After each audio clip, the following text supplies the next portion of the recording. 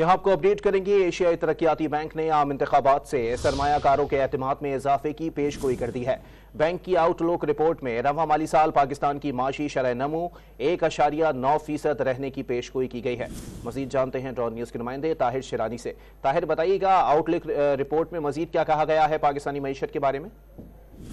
देखें, एशियाई तरक्याती बैंक का कहना है कि रवां माली साल पाकिस्तान में आम इंतखाबात के इनेकाद और माशी एडजस्टमेंट प्रोग्राम पर अमल दरामद से सरमायाकारों का एतमाद बढ़ेगा और दरामदात पर रुकावटों में नरमी से सरमायाकारी बढ़ेगी।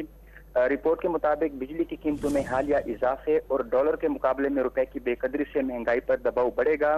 ताहम रवां माली साल जो महंगाई की शरह है वो औसतन 25% रहने का इम्कान जाहिर किया गया है, जो गुज़श्ता माली साल 29.2% थी।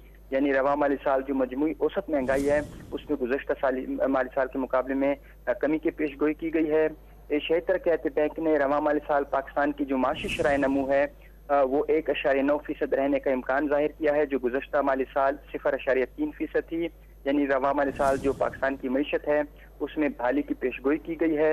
एशियाई तरक्याती बैंक का कहना है कि माशी बहाली के लिए पॉलिसी इस्लाहात नागुज़ीर हैं। एक्सचेंज रेट का तयन मार्केट को करने दिया जाए और तवानाई शोबे में इस्लाहात पर भी एशियाई तरक्याती बैंक की जानिब से जोर दिया गया है। रवां माली साल जो महंगाई है उसमें गुज़श्ता माली साल के मुकाबले में कमी होगी, जबकि जो माशी शरह नमू है उसमें गुज़श्ता माली साल के मुकाबले में रवां माली साल इजाफे की पेशगोई की गई है। जी, बहुत शुक्रिया ताहिर शिरानी अपडेट करने के लिए।